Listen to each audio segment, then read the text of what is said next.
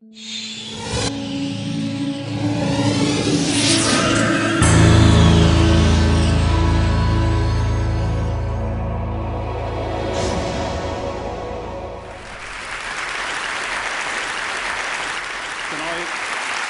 I say how delighted I am to be away from the calm of Westminster and Whitehall? This is Kim, the 9-year-old Vietnam girl, her back ruined by napalm, and she awakened the conscience of a nation in America to begin to end the Vietnam War. This is Birham, who was the Ethiopian girl who launched Live Aid in the 1980s, 15 minutes away from death when she was rescued. And that picture of her being rescued is one that went round the world. This is Tiananmen Square. A man before a tank became a picture that became a symbol for the whole world of resistance. This next is the Sudanese girl, a few moments from death, a vulture hovering in the background, a picture that went round the world and shocked people into action on poverty.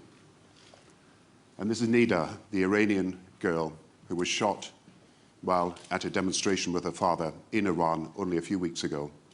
And she is now the focus, rightly so, of the YouTube generation. And what do all these pictures and events have in common? What they have in common is what we see unlocks what we cannot see. What we see unlocks the invisible ties and bonds of sympathy that bring us together to become a human community. What these pictures demonstrate is that we do feel the pain of others, however distantly. What I think these pictures demonstrate is we do believe in something bigger than ourselves. What these pictures demonstrate is that there is a moral sense across all religions, across all faiths, across all continents, a moral sense that not only do we share the pain of others and believe in something bigger than ourselves, but we have a duty to act when we see things that are wrong that need righted, see injuries that need to be corrected, see problems that need to be rectified. There's a story about Olof Palme, the Swedish Prime Minister, going to see Ronald Reagan in America in the 1980s. And before he arrived, Ronald Reagan said, and he was the Swedish Social Democratic Prime Minister, "Isn't this man a communist?" And the reply was, "No, Mr. President, he's an anti-communist." And Ronald Reagan said, "I don't care what kind of communist he is." and Ronald Reagan asked Olof Palme, the Social Democratic Prime Minister of Sweden, "Well, what do you believe in? Do you want to abolish the rich?" And he said, "No, I want to abolish the poor. Our responsibility is to let everyone have the chance to realize the potential to the full." And I believe that there is a moral sense and a global ethic that commands attention from people of every religion and every faith and people of no faith. But I think what's new is that we now have the capacity to communicate instantaneously across frontiers, right across the world. We now have the capacity to find common ground with people whom we will never meet, but who we can meet through the internet and through all the modern means of communication. That we now have the capacity to organize and take collective action together to deal with a problem or an injustice that we want to deal with. And I believe that this makes this a unique age in human history, and it is the start of what I will call the creation of a truly global society. Go back 200 years, when the slave trade was under pressure from William Wilberforce and all the protesters. They protested across Britain, they won public opinion over a long period of time, but it took 24 years for the campaign to be successful. What could they have done with the pictures that they could have shown if they were able to use the modern means of communication to win people's hearts and minds?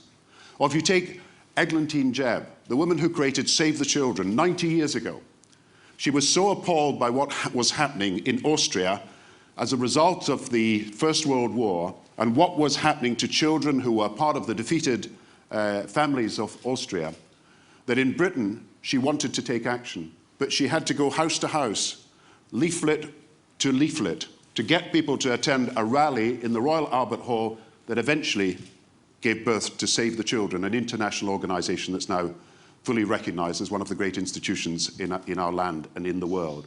But what more could she have done if she had the modern means of communications available to her to create a sense that the injustice that people saw had to be acted upon immediately?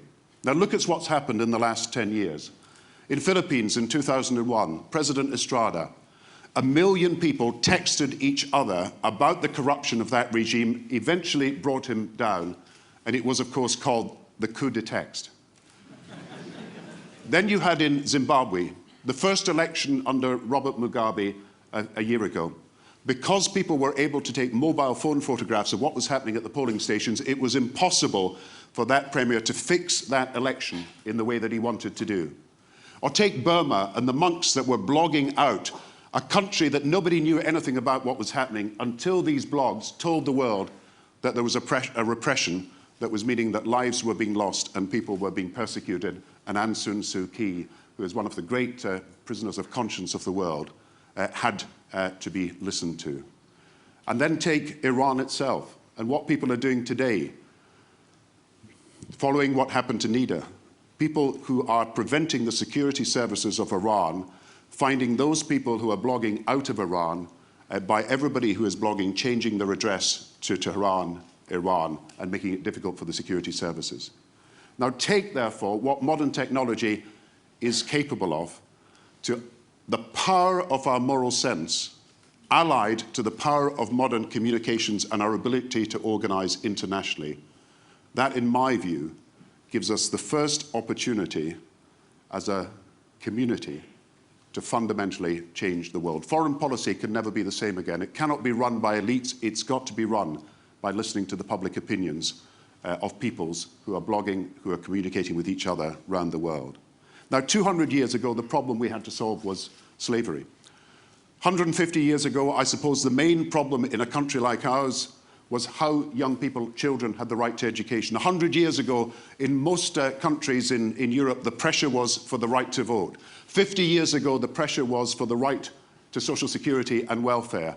In the last 50, 60 years, we've seen fascism, anti-Semitism, racism, apartheid, discrimination on the basis of sex and gender and sexuality. All these have come under pressure because of the campaigns that have been run by people to change the world. I was with Nelson Mandela a year ago when he was in London, and I was at a concert that he was attending to mark his birthday and for the creation of new resources for his foundation.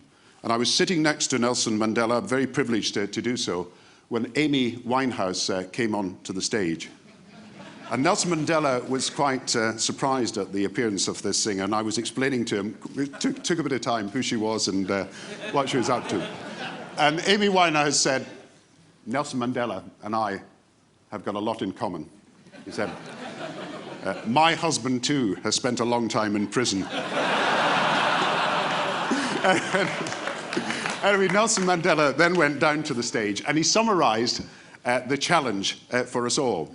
He said in his lifetime he had climbed a great mountain, the mountain of challenging and then defeating racial oppression and defeating apartheid. But he said there was a greater challenge still ahead, the challenge of poverty, of climate change, global challenges that needed global solutions and needed the creation of a truly global society. Now, we are the first generation which is in a position to do this. Combine the power of a global ethic with the power of our ability to communicate and organize globally, with the challenges that we now face, most of which are global in their nature. Climate change cannot be solved in one country, but has got to be solved by the world working together. A financial crisis, just as we've seen, could not be solved by America alone or Europe alone. It needed the world to work together. Take the problems of security and terrorism, and equally the problem of human rights and development. They cannot be solved by Africa alone. They cannot be solved by America or Europe alone. We cannot solve these problems unless we work together. So the great project of our generation, it seems to me, is to build for the first time, out of a global ethic and our global ability to communicate and organize together, a truly global society, built on that ethic, but with institutions that can serve that global society and make for a different future. And we have now, and are the first generation with the power to do this. Take climate change. Is it not absolutely scandalous that we have a situation where we know that there is a climate change problem, where we know also that that will mean that we will have to give more resources to the poorest countries to deal with that, when we want to create a global carbon market, but there is no global institution that people have been able to agree upon to deal with this problem. And one of the things that's got to come out of Copenhagen in the next few months is an agreement that there will be a global environmental institution that is able to deal with the problems of persuading the whole of the world to move along a climate change agenda. And one of the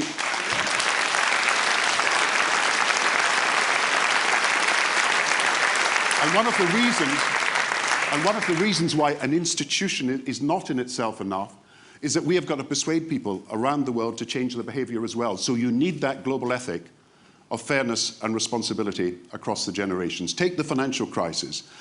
If people in poor countries can be hit by a crisis that starts in New York or starts in the subprime market of the United States of America, if people can find that that subprime product has been transferred across nations many, many times until it ends up in banks in Iceland or in the rest of Britain, and people's ordinary savings are affected by it, then you cannot rely on a system of national supervision. You need, in the long run, for stability, for economic growth, for jobs, as well as for financial stability, global economic institutions that make sure that growth to be sustained has to be shared and are built on the principle that the prosperity of this world is indivisible.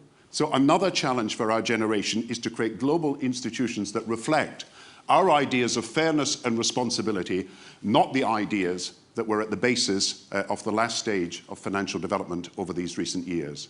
And then take development, and take the partnership we need between our countries and the rest of the world, the poorest part of the world. We do not have the basis of a proper partnership for the future. And yet, out of people's desire for a global ethic and a global society, that can be done. I've just been talking to the president of Sierra Leone. This is a country, 6.5 million people, but it has only 80 doctors. It has 200 nurses. It has 120 midwives. You cannot begin to build a healthcare system for 6 million people with such limited resources. Or take the girl I met when I was in Tanzania, a girl called Miriam. She was 11 years old. Her parents had both died from AIDS, her mother and then her father. She was an AIDS orphan being handed across different extended families to be cared for. She herself was suffering from HIV. She was suffering from tuberculosis. I met her in a field. She was ragged. She had no shoes. When you looked in her eyes, any girl at the age of 11 is looking forward to the future.